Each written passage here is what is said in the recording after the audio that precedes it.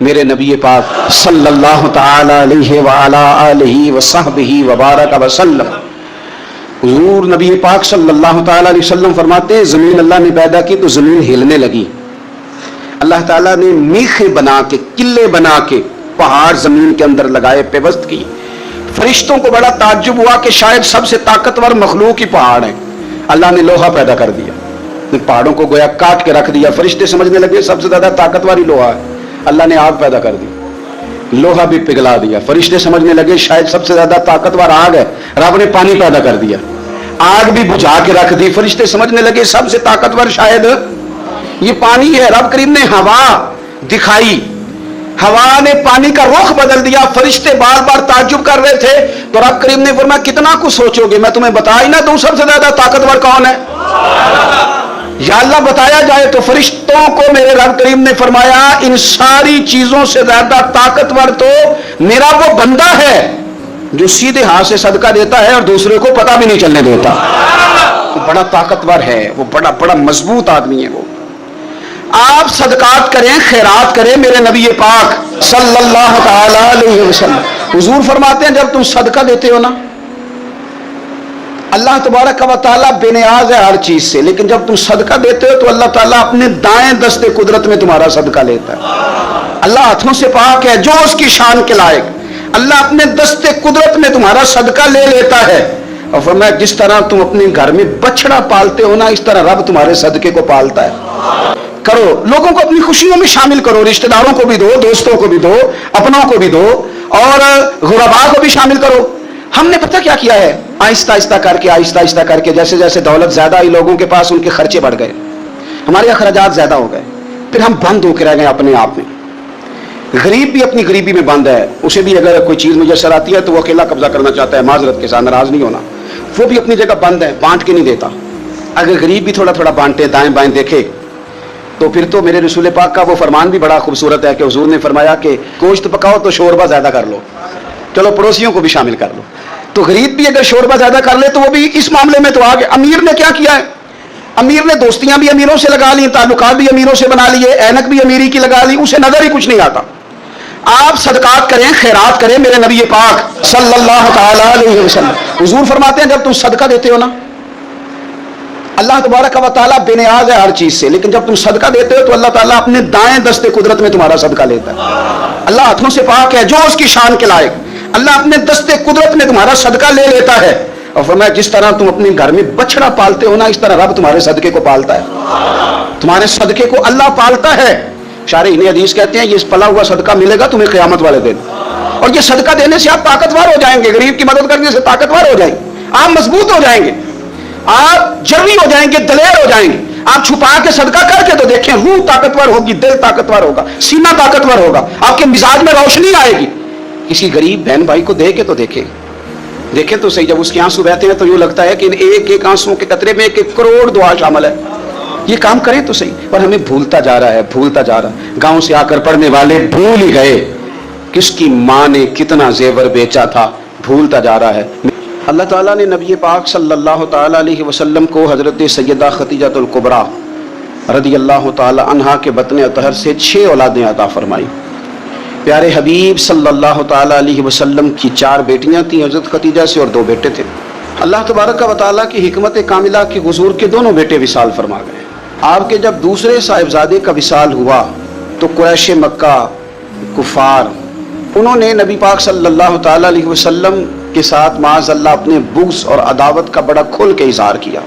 کل تک یہ لوگ صادق اور امین کہہ رہے تھے، اور آج جب ان کو دعوت دین دی ہے تو ان کی دعوتیں باہر آنے لگی ہیں.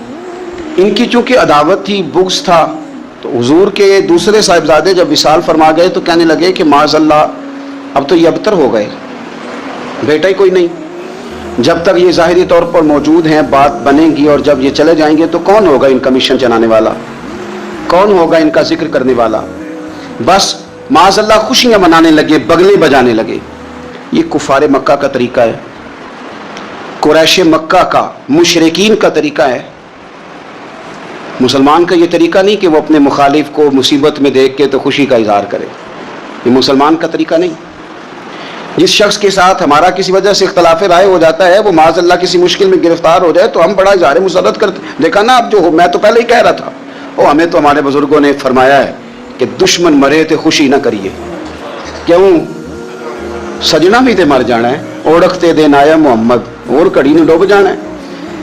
اپنا رویہ کبھی بھی اتنا سخت نہ کریں، لہجے میں اتنی تلخی نہ لائیں کہ سامنے والے پہ مصیبت آ رہی ہے، اور نبی پاک صلی اللہ علیہ وسلم نے فرمایا اگر تم کسی کی مصیبت کو دیکھ کے خوشی کا اظہار کرو گے نا، اسے اللہ نجات دے دے گا، تمہیں مصیبت میں مبتلا کر دے گا۔ کبھی بھی اظہار نہ کریں، کبھی بھی کسی بھی موقع پر کسی کو مشکل میں دیکھ کر اس طرح کا رویہ اختیار نہ کریں۔ بہت سارے لوگ بگلے بجاتے ہیں، خوشی کا اظہار کرتے ہیں، دیکھا نا فلانا الجھ گیا، یہ تو طریقہ مشرکین مکہ کا ہے، کفار کا طریقہ ہے یہ۔ حضور صلی اللہ علیہ وسلم کے صاحبزادے کا وصال ہو گیا تو کہنے لگے دیکھا نا، ہم نہ کہتے تھے اب کون ذکر کرے گا، اب کون نام لے گا، جب انہوں نے یہ لفظ کہے تو میرے اللہ نے قرآن مجید نازل فرمایا، اتنی حسین انداز میں، اتنی سونی صورت، فرمایا انا اعطیناک الکوثر، محبوب ہم نے آپ کو خیر کثیر عطا فرما دی ہے۔ یہ کوثر سے کیا مراد ہے؟ ایک تو کوثر سے مراد ہے وہ جامع کوثر، وہ جنت کی نہر جس کی تیاری کستوری سے کی گئی، سونے جواہرات سے جس کو سجایا سوارا گیا، جس کے پاس پیالے اس طرح پڑے ہوں گے، اتنے پیالے ہوں گے جس طرح آسمان پہ تارے چمکتے ہیں، اور پیاسی امت جائے گی تو حضور جام بھر بھر کے انہیں پلائیں گے۔ ایک تو کوثر سے مراد وہ حوض کوثر، جامع کوثر، اور ایک کوثر سے مراد دین اسلام۔ مفسرین فرماتے ہیں کوثر سے مراد قرآن پاک، کوثر سے مراد اس امت کو دیے گئے وہ احکام کہ جو کرنے میں آسان ہے اور اجر ان کا زیادہ ہے۔ کوثر سے مراد نبی پاک کے معجزات، اسی کوثر سے مراد رب فرماتے حبیب انا اعطیناک الکوثر، جس طرح کی اولاد آپ کو دی ہے کسی کو نہیں دی، آپ کی بیٹیاں، آپ کے نواسے، آپ کے شہزادے، انا اعطیناک الکوثر۔ کیا شان ہے سیدہ زینب کی، کیا شان ہے حضرت رقیہ کی، کیا شان ہے ام کلثوم کی، سیدہ طیبہ طاہرہ ام کلثوم کی، کیا شان ہے سیدہ فاطمہ الزہرا کی، کیا مقام ہے مولا علی شیر خدا کا، کیا رتبہ ہے امام حسن کا، کیا مقام دیا ہے اللہ نے امام علی مقام امام حسین کو۔ ایک کوثر سے مراد حضور کی اولاد۔ مفسرین فرماتے ہیں کوثر سے مراد رب فرماتا ہے محبوب جس طرح کے صحابہ آپ کو دیے ہیں نا، دنیا ڈھونڈے گی بھی تو صدیق اکبر جیسا نہیں ملے گا، زمانہ تلاش بھی کرے تو فاروق اعظم جیسا پا نہ سکے، حضرت عثمان غنی کی مثال دوبارہ نہ ملے گی، اور قیامت تک میدان بھی سجیں گے، جنگیں بھی ہوں گی، لیکن چرچے اور تذکرے مولا علی شیر خدا کی تلوار کے کیے جائے گا۔ حضرت عبداللہ ابن عباس فرماتے ہیں کوثر کا معنی حبیب آپ کو خیر کثیر عطا کر دی، اور کریں گے نہیں کر دی، کریں گے نہیں کر دی، دے دی محبوب خیر کثیر، آپ کو خیر کثیر دے دی۔ اب آپ پتہ کیا کریں، فصلی لربک، آپ اپنے رب کے لیے نماز پڑھیں۔ اس کا شکرانہ یہ ہے کہ آپ نماز پڑھیں، ونحر اور قربانی کریں، اللہ نے خیر کثیر دے دی، اب شکرانے میں نماز پڑھیں اور قربانی کریں۔ ان شانیک هو الابتر، آپ کا دشمن جڑ کٹا ہے۔ ابتر عربی میں اس جانور کو بھی کہتے ہیں جس کی دم کٹی ہوئی ہو، آپ کا دشمن دم کٹا ہے۔ ابو جہل کی اولاد مری تو نہیں تھی ساری، بلکہ ابو جہل کی اولاد میں تو حضرت اکرمہ رضی اللہ تعالیٰ عنہ اس کے بیٹے تھے، انہوں نے تو کلمہ پڑھ لیا تھا، حضور کے غلام ہو گئے تھے، پر کبھی کسی نے کہا ہے میں ابو جہل کی اولاد ہوں۔ یزید کی کوئی ساری اولاد مر تو نہیں گئی تھی، کبھی کسی نے کہا ہے میں اس کی اولاد میں سے ہوں۔ دشمنوں کی جڑ کٹتی ہے، دشمنوں کی۔ انہوں نے تو کہا تھا کہ ان کی اولاد کوئی نہیں، ان کا ذکر کیسے ہوگا؟ دنیا کے کسی کونے میں بھی چلے جاؤ، ہر جگہ تمہیں سید ملیں گے، سادات ملیں گے، اور جہاں تک ذکر کی بات ہے وَرَفَعْنَا لَكَ ذِكْرَكَ، اللہ فرماتے ہیں حبیب ہم نے آپ کی خاطر آپ کے ذکر کو بلندیاں عطا فرما دی، ہر گھر گلی، ہر نگر، ہر کونے رسول پاک کا تذکرہ ہو رہا ہے۔ پوری دنیا اس بات کو جانتی ہے کہ ایمان کی جان نبی پاک علیہ السلام کی محبت ہے۔ جب تک سرور کائنات صلی اللہ تعالیٰ علیہ وسلم سے ہر چیز سے بڑھ کر محبت نہ کی جائے، انسان کا ایمان مکمل نہیں ہوتا، وہ کامل مسلمان نہیں ہوتا۔ کتاب و سنت میں، آثار صحابہ میں، 14 صدیوں کی امت کی تاریخ میں تسلسل سے یہ بات ہماری روایت ہے کہ ہر دور کے مسلمان نے نبی پاک علیہ السلام سے بڑا کھل کر اور بڑا ٹوٹ کر پیار کیا ہے، اور یقیناً آج کے اس پرفتن دور کے اندر بھی مسلمانوں کی بہت بڑی تعداد ایسی ہے جو ہر چیز سے بڑھ کر اپنے پیارے محبوب صلی اللہ تعالیٰ علیہ وسلم سے محبت کرتی ہے۔ پر یاد رکھیے گا کہ کسی کے چہرے پر نہیں لکھا ہوتا کہ یہ عاشق رسول ہے، اس کے ماتھے پر یہ چیز نقش نہیں ہوتی، اس کی عادات، اس کا اخلاق، اس کے اطوار، اس کا کردار، اس کی گفتگو یہی بتلاتی ہے کہ یہ شخص نبی پاک علیہ السلام سے کتنا پیار کرتا ہے۔ ہر چیز کے کچھ نہ کچھ تقاضے ہوتے ہیں، کچھ نہ کچھ علامات ہوتی ہیں، تو محبت رسول صلی اللہ تعالیٰ علیہ وسلم کی بھی کچھ علامات ہیں۔ ان نشانیوں سے، ان علامات سے، ان تقاضوں سے پہچانا جاتا ہے کہ یہ مسلمان اپنے کریم نبی صلی اللہ علیہ وسلم سے بہت پیار کرتا ہے۔ قرآن مجید فرقان حمید نے ارشاد فرمایا کہ انا ارسلناک شاہدا ومبشرا ونذیرا، اے محبوب علیہ السلام ہم نے آپ کو گواہ بنا کے بھیجا ہے، خوشخبری دینے والا بنا کے بھیجا ہے اور ڈر سنانے والا بنا کے بھیجا۔ یہ شان آپ کو دی ہے لتؤمنوا باللہ ورسولہ وتعزروہ وتوقروہ، تاکہ لوگ اللہ پر بھی ایمان لائیں، اللہ کے رسول پر بھی ایمان لائیں اور نبی پاک کی تعظیم بھی کریں، توقیر بھی کریں، وتسبحوہ بکرۃ واصیلا، اور صبح و شام اللہ کی پاکی بیان کریں۔ تو نبی پاک صلی اللہ تعالیٰ علیہ وسلم پر ایمان لانا یہ محبت رسول کا پہلا تقاضا ہے۔ میرے عزیزوں، سب سے پہلا حضور کہا کہ یہ ہے، اور محبت رسول کی سب سے پہلی علامت یہ ہے کہ نبی پاک کی بتائی ہوئی ہر بات پر ایمان لایا جائے۔ صحابہ کا طریقہ یہ تھا کہ وہ نہ کبھی بھی دیر نہیں کرتے تھے، جس طرح حضور فرما دے اور جس وقت فرما دے اور جس طرح فرما دے، کھول کر فرما دے یا اشارے سے فرما دے۔ یعنی نبی پاک علیہ السلام نے 2 رکعتیں نماز مسجد اقصیٰ کی طرف منہ کر کے پڑھائی اور 2 رکعتوں کے بعد رخ پھیر لیا اور نماز بیت اللہ کی طرف منہ کر کے پڑھائی۔ انہوں نے کوئی سوال جواب ہی نہیں کیا، انہوں نے کہا کہ ہمارا تو قبلہ ہی مدینے والے محبوب کی ذات ہے۔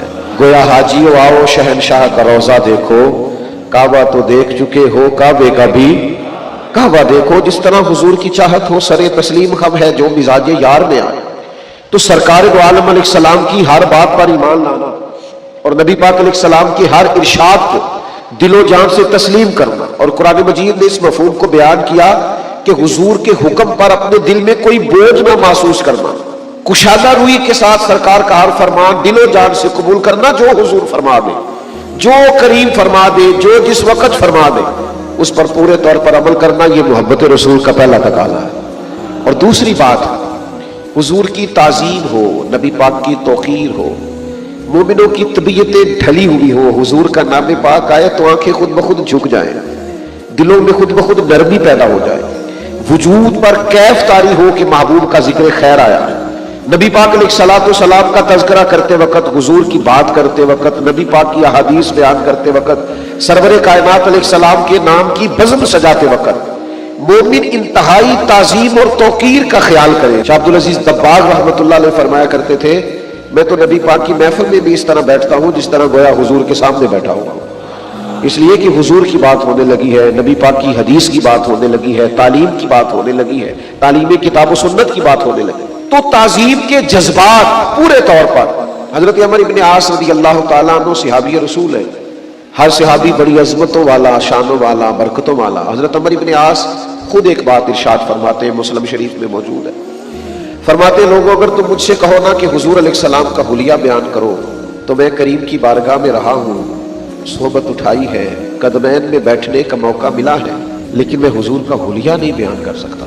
تم مجھے کہو کہ میں محبوب کے ابرو مبارک کی بات کروں، بھینی مبارک کی بات کروں، چہرہ ودھا کی بات کروں تو میں حلیہ نہیں بیان کر سکتا، اس لیے کہ حلیہ تو وہ بیان کرے گا جس نے آنکھیں کھول کے پورے طور پہ زیارت کی ہوگی۔ تو ہم تو وہاں بیٹھتے تھے تو نظریں جھکا کر، ہم تو وہاں بیٹھتے تھے تو ذرا سمٹ کر، ہم تو ذرا بیٹھتے تھے تو لہجے کا وضو کر کے، ہماری طبیعت نہیں تھی۔ آپ دیکھیے نا، خود نبی پاک علیہ السلام نے فرمایا مجھ سے سوال کرو، اور فرمایا سوال آدھا علم ہے، سوال پوچھنا چاہیے۔ آپ کے ذہن کے اندر کوئی سوال ہے شریف، اس پر پوچھ لینا چاہیے، اس پر بات کر لینی چاہیے۔ نبی پاک علیہ السلام منبر پر ارشاد فرماتے کہ جس نے جو پوچھنا ہے پوچھے، لیکن حضرت مولا علی شیر خدا رضی اللہ تعالیٰ عنہ فرماتے میں نے بھی ایک سوال پوچھنا تھا، لیکن ہفتوں گزر گئے میں پوچھ نہیں سکا۔ ادب مانے تھا، طبیعت جرت نہیں کر پاتی تھی کہ کیسے حضور کی بارگاہ میں عرض کروں۔ میرا دل کرتا تھا کبھی کوئی اور آ جائے نا اور وہ والا مسئلہ پوچھ لے جو میں نے پوچھنا ہے، تو چلو اس کے پوچھنے سے میری تشنگی بھی دور ہو جائے۔ نبی پاک کی تعظیم، حضور کی توقیر، رسول اللہ صلی اللہ تعالیٰ علیہ وآلہ وسلم کی بارگاہ کے آداب، یعنی ایک تو وہ دور ہے نا کہ جب صحابہ ادب کر رہے ہیں، اور ایک یہ دور ہے کہ ایاز کے بیٹے کا نام محمد ہے اور محمود غزنوی محمد بن ایاز کہہ کے پکارتے ہیں۔ ایک شام پکارا اور کہا ایاز کے بیٹے ذرا بات سننا، تو ایاز عرض گزار ہوئے حضور غلام زادے سے کوئی خطا ہو گئی جو آج آپ نے صرف ایاز کا بیٹا کہا، محمد بن ایاز نہیں کہا، یہ کسی حدیث میں تو نہیں آیا تھا، یہ کسی نے فرمایا تو نہیں تھا، آثار صحابہ میں تو نہیں ملتا تھا، لیکن محبت کچھ فیصلے خود بھی کرتی ہے، ادب کچھ فیصلے خود بھی کرتا ہے۔ محمود غزنوی فرمانے لگے اگرچہ تیرے بیٹے کا نام حضور کے نام سے برکت لینے کے لیے محمد رکھا گیا ہے، لیکن میں نے پھر بھی کبھی اس کا نام بھی بغیر وضو کے اپنی زبان سے ادا نہیں کیا۔ میں محمد بن ایاز ہی کہنے لگا تھا، پھر میرا نام وضو نہیں تھا، پھر میری اس وقت وہ کیفیت نہیں تھی جو تقاضے ہیں اس نام کو پکارنے کے، تو میں نا آج ایاز کا بیٹا کہہ کے میں نے پکارا۔ بھائیوں بہت تعظیم، بہت توقیر ہمارے ہاں بھی نا بعض چیزیں نوجوانوں میں اور عام لوگوں میں ایسی پائی جانے لگی ہیں جو درست نہیں ہے۔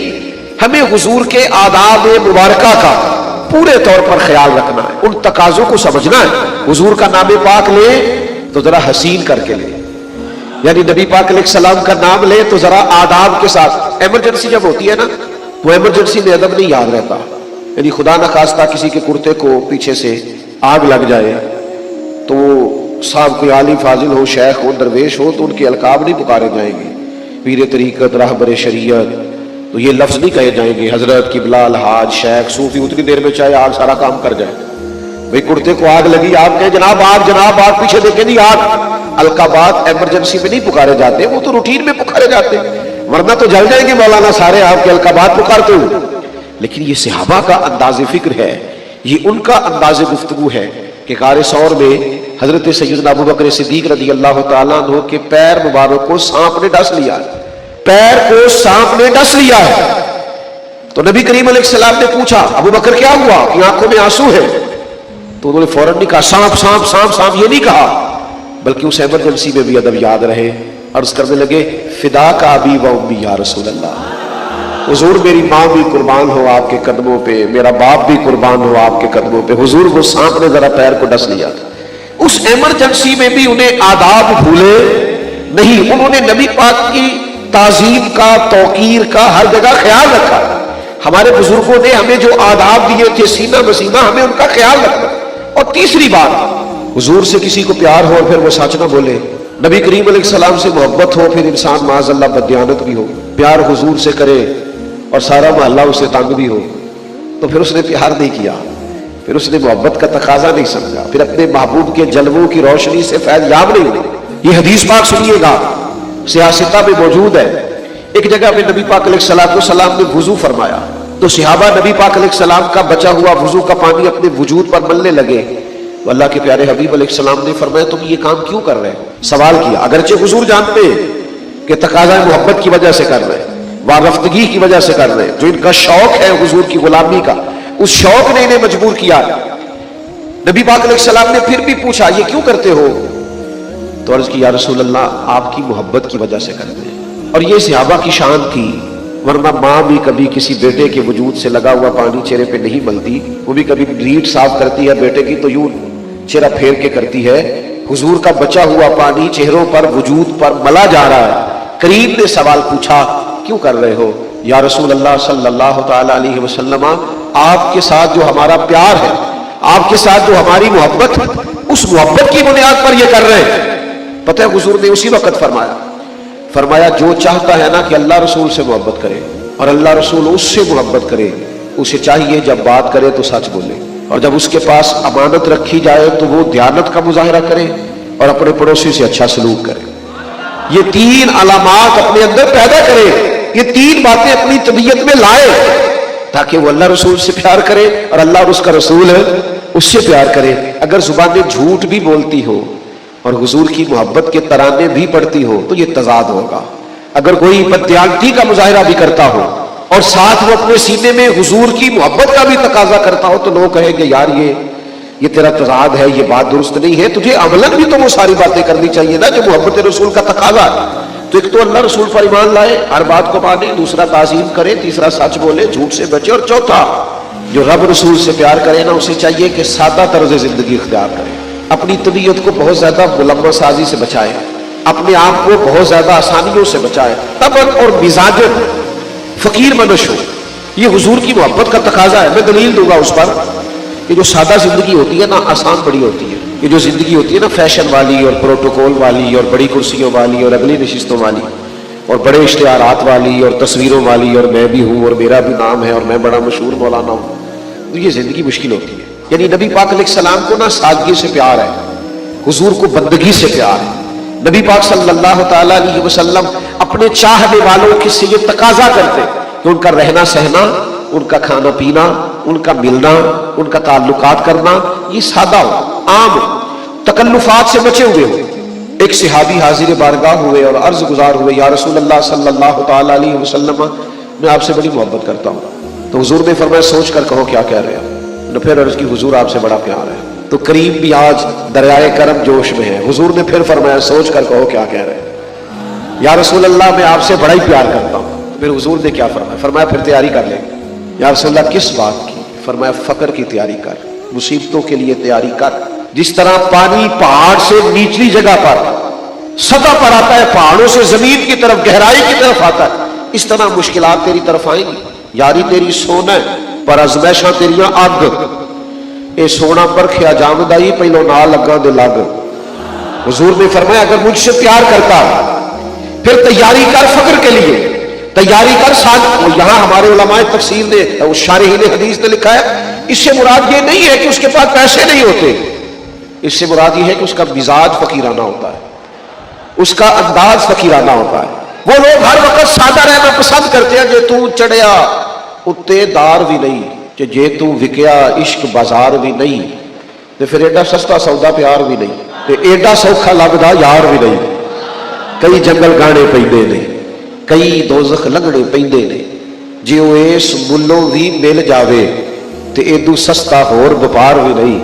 تے کچھ سمجھ نہ آوے لوکاں نوں او کادے نال شہید کرے، ڈٹھی یار دے ہاتھ تلوار بھی نہیں پر اودا خالی جاندا وار بھی نہیں. تو یاد رکھیے گا کہ حضور کی محبت کا ایک تقاضا یہ ہے کہ ہمارا رہن سہن ساتھ. ہمارے ہاں پتہ کیا ہوا ہے، بعض لوگوں نے اخراجات بہت بڑھا لیے، آزمائشیں بہت بڑھا لی، حالات اور طرح کے ہو گئے. اب جو غرباء ہیں انہی کے ساتھ بستے ہیں، انہی کے ساتھ رہتے ہیں، ان کے لیے پھر مشکلات بڑھ جاتی ہیں. محبت رسول نہ بندے کو درویش سا کر دیتی ہے، سادہ سا. اچھا یہ مت سمجھیے گا اس سے مراد یہ ہے کہ وہ لوگ خدا نہ خواستہ کسی کے محتاج ہوتے ہیں.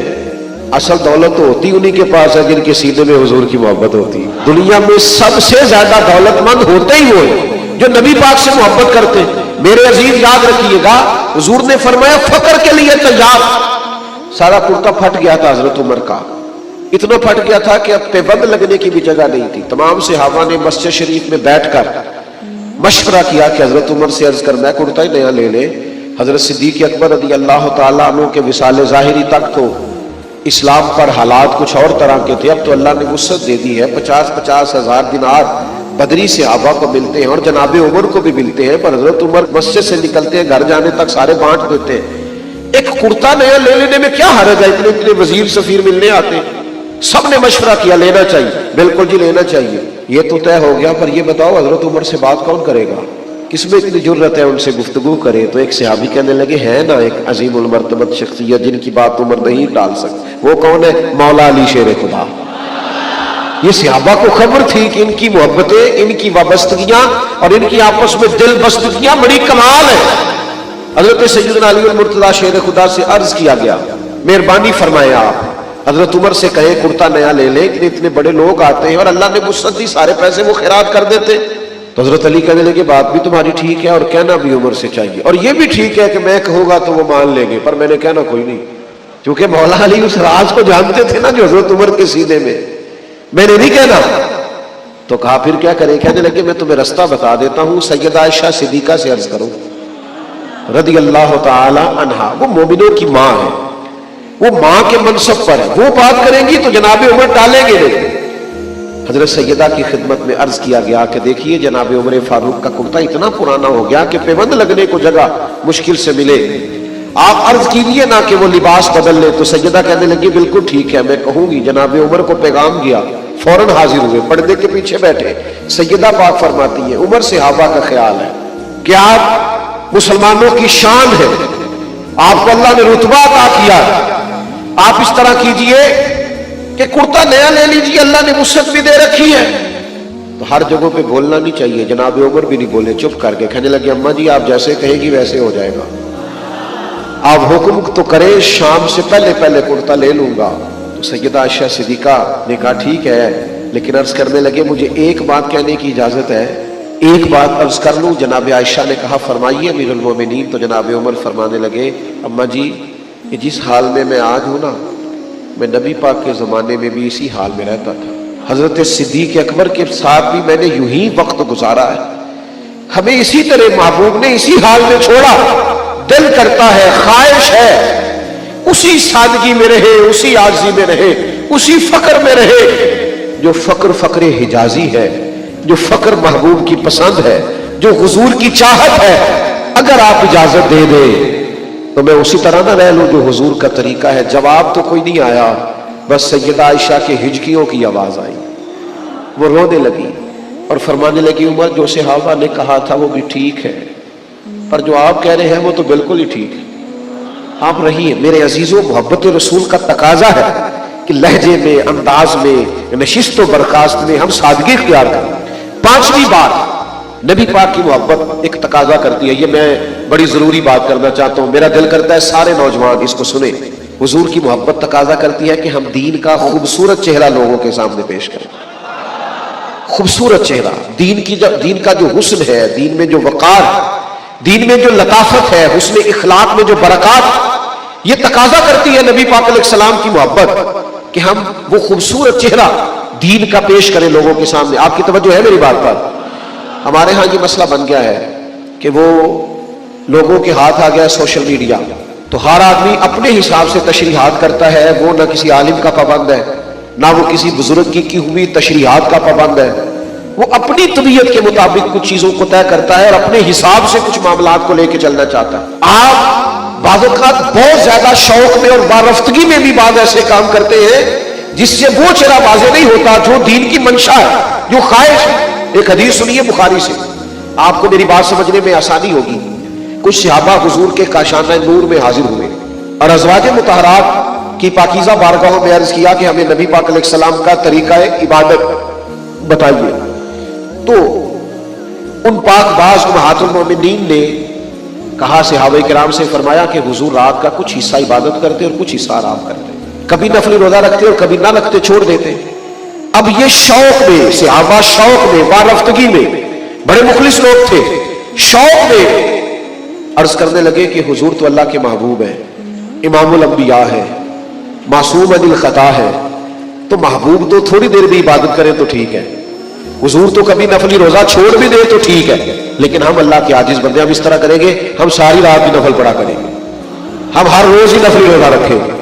हम ना ये शौक से कर रहे हैं, इखलास से और ख्वाहिश से कर रहे हैं। लेकिन नबी पाक अलैहिस्सलाम ने जो समझाया है, ये तकाजा है मोहब्बत रसूल का कि हम इसे समझे।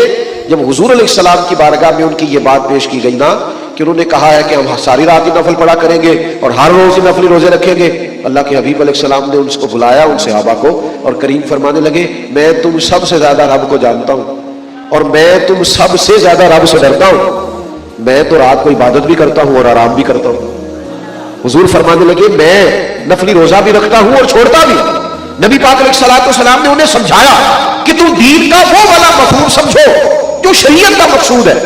तुम अगर ऐसा कोई दीन का नक्शा पेश करो, हमारे यहां ना बाज लोग बात चीजों में बेइंतहा शिद्दत करते हैं, उससे भी बाज़ औक़ात आम लोगों के लिए मसाइल खड़े होते हैं। सदका सिर्फ पैसा नहीं, एक रूहानी जज्बा। भाइयों और बहनों, एक बात दिल से समझ लो, सदका सिर्फ पैसा देना नहीं होता।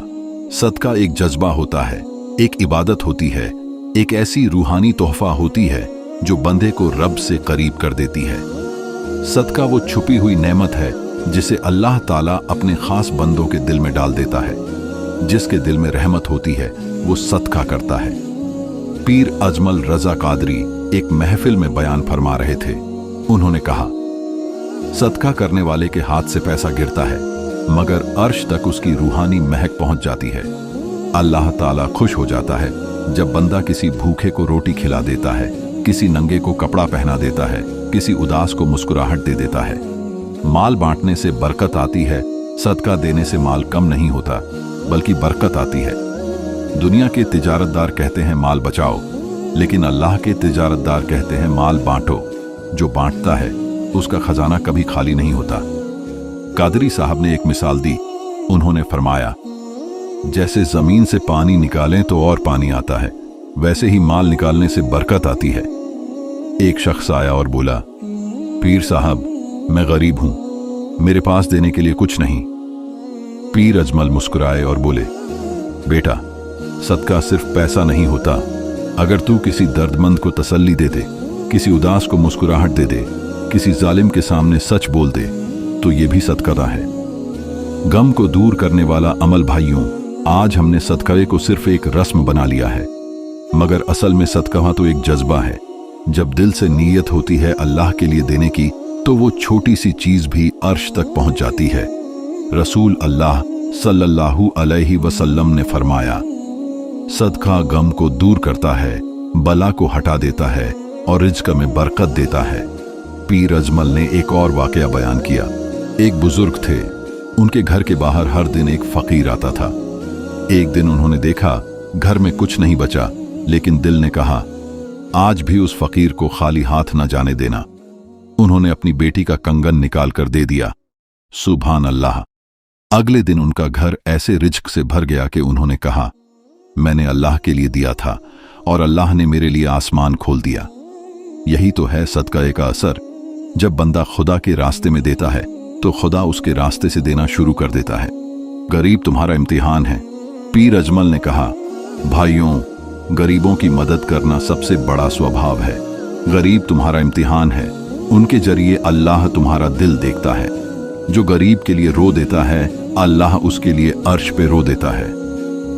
आज हम अपने कपड़ों, खाने और अपने सुख में इतने घुल गए हैं कि हम भूल गए कि हमारे आसपास कोई भूखा भी है, कोई उदास भी है। पीर साहब ने कहा, अगर तूने अपने बर्तन से एक निवाला निकालकर किसी भूखे को दे दिया तो समझ ले कि तूने अपना जन्नत का एक दर्जा खरीद लिया। सदका देना सिर्फ एक अमल नहीं, एक जिंदगी का निजाम है। इससे इंसान का दिल नर्म होता है, गुरूर टूट जाता है और इंसान में अल्लाह के रहमत की झलक आने लगती है। पीर अजमल ने कहा, जिस दिल में गरीब का दर्द नहीं, उस दिल में ईमान का नूर नहीं। उन्होंने एक और किस्सा बयान किया। एक आदमी हर रोज नमाज पढ़ता था, लेकिन जब उससे गरीब से सामना हुआ तो उसने नजर चुरा ली। उस रात उसने ख्वाब में देखा, अल्लाह फरमाता है, मेरे बंदे, तूने मेरी नमाज पढ़ी मगर मेरा फकीर भूखा सो गया। अगर तू उसका पेट भर देता तो मैं तेरा दिल नूर से भर देता। सदका, मोहब्बत का इजहार भाइयों, सदका करने वाले का दर्जा अल्लाह के नजदीक बहुत बुलंद होता है। हर दिन, हर लम्हा अपने दिल से पूछो, आज मैंने अल्लाह के लिए क्या दिया?